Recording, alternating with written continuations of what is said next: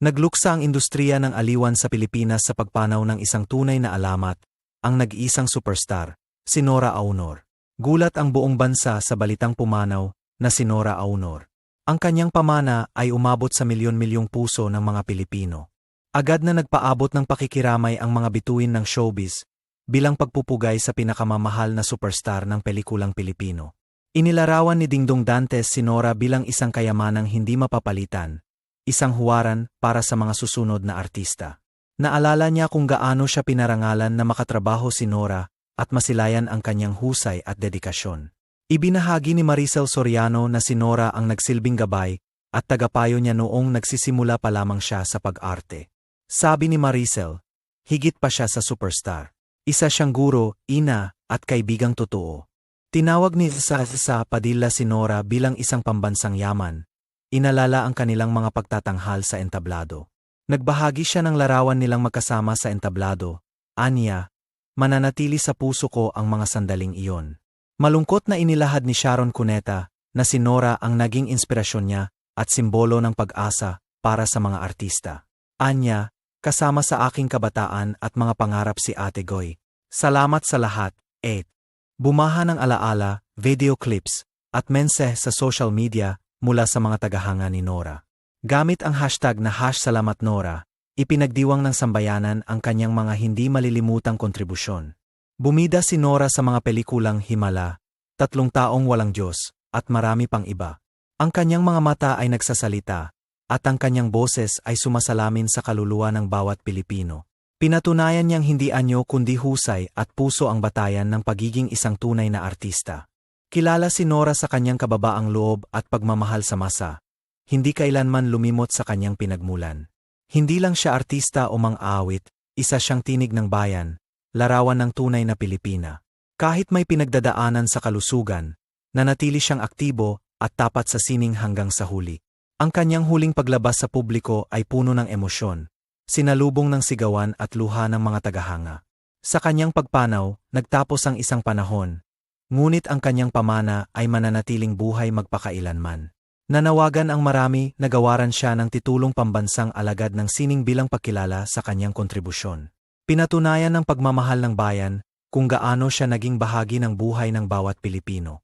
Mula kalsada hanggang sa Hall of Fame, dama ang kanyang presensya sa lahat ng dako.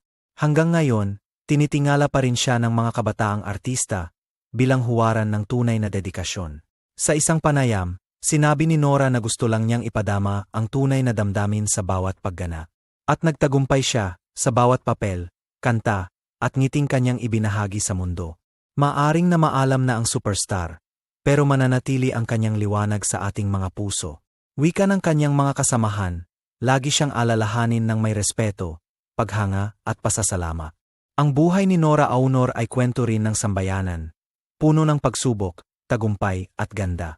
Para kina Dingdong, Maricel, Sa, Sharon, at sa marami pang iba, salamat sa pagpupugay kay superstar. At para kay Ate Goy, salamat sa lahat.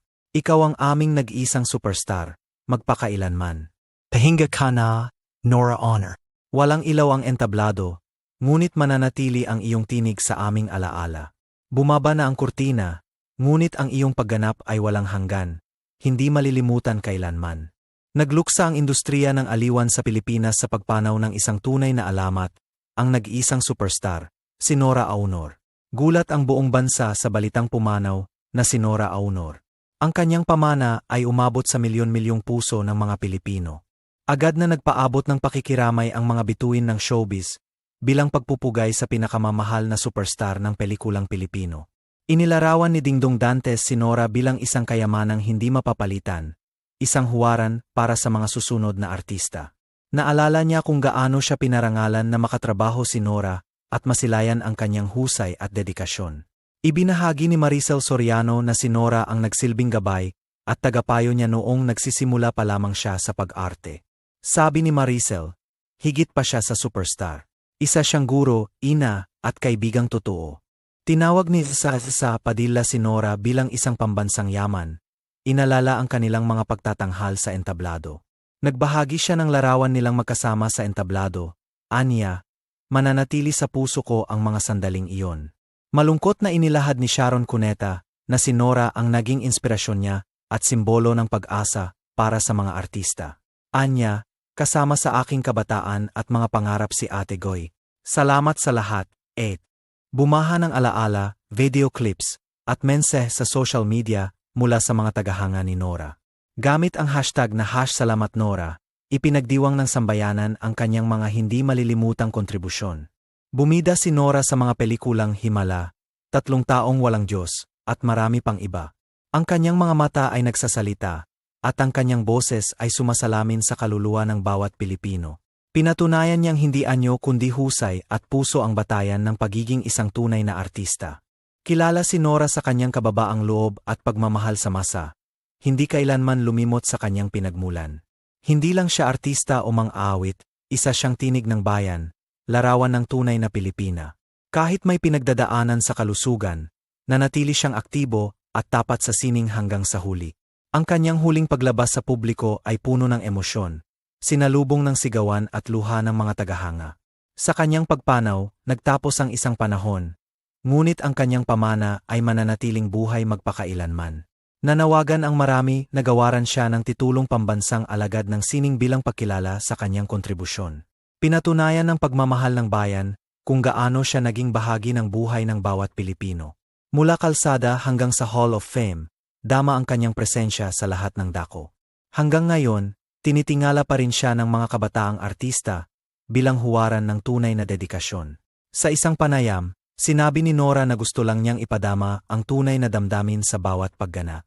At nagtagumpay siya sa bawat papel, kanta, at ngiting kanyang ibinahagi sa mundo. Maaring na maalam na ang superstar, pero mananatili ang kanyang liwanag sa ating mga puso. Wika ng kanyang mga kasamahan, lagi siyang alalahanin ng may respeto, paghanga, at pasasalamat. Ang buhay ni Nora Aunor ay kwento rin ng sambayanan, puno ng pagsubok, tagumpay, at ganda. Para kina Dingdong, Maricel, Zaza, Sharon, at sa marami pang iba, salamat sa pagpupugay kay superstar.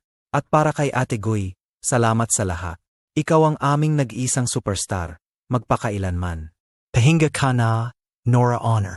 Walang ilaw ang entablado, ngunit mananatili ang iyong tinig sa aming alaala. Bumaba na ang kurtina, ngunit ang iyong pagganap ay walang hanggan, hindi malilimutan kailanman.